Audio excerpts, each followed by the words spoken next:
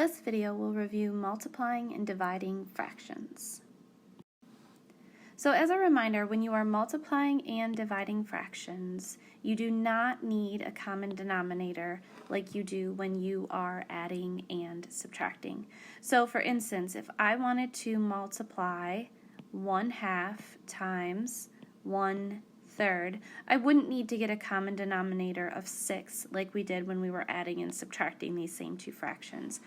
Instead, with multiplication, you just go ahead and multiply straight across, which means you're going to multiply the numerators together, so 1 times 1 is 1, and then you're going to multiply the denominators together, so 2 times 3 is 6. So 1/2 times 1/3 is equal to 1/6. If we wanted to do the same problem but change that multiplication to division, it would only be slightly different. So if we had 1/2 divided by 1/3, with division, the first thing we need to do is rewrite this as a multiplication problem. So we're going to leave our first fraction alone. It's going to stay 1/2, and then we always flip the second fraction. So when we flip a number over like this is called the reciprocal.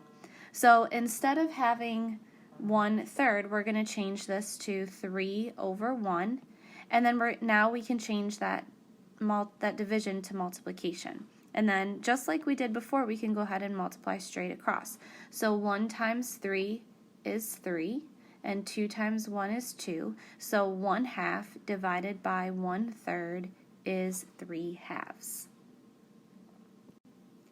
Let's look at another one that's going to require some simplification. So let's start with 4/6 times 2/8.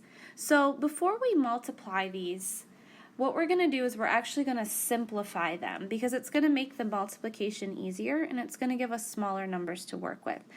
So when I'm looking at 4 and 6, I know I can reduce that fraction down to 2/3 because both the 4 and the 6 are even, so I can divide them by 2. And I can actually do the same thing with 2/8. So they're both divisible by 2, top and bottom, so 2/8 will reduce down to 1/4.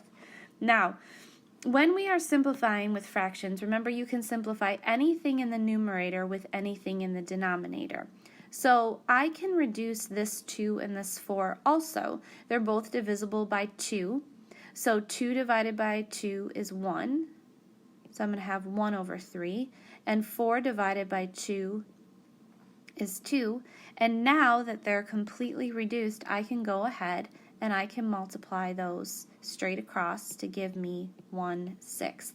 So anytime you have something that can be reduced top and bottom, so another way you might see this is by crossing those out and leaving a 1, or crossing this out and leaving a 2 here because we can reduce that and then multiplying straight across. But you can simplify anything in any numerator with anything in the denominator.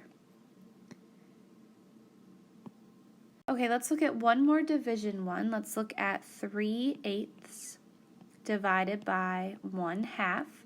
So again, the first thing we need to do with division is we need to change it to multiplication. So the first fraction stays the same. It stays 3/8. Then we flip the second fraction, so this becomes 2/1.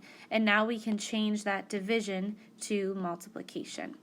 And now you can see that I have this 2 and this 8 that can be reduced. They're both divisible by 2, so 2 divided by 2 is 1, and 8 divided by 2 is 4, and then that's going to leave me with 3/4 times 1/1. Then I can just multiply that straight across to give me 3/4. And that's my final reduced answer.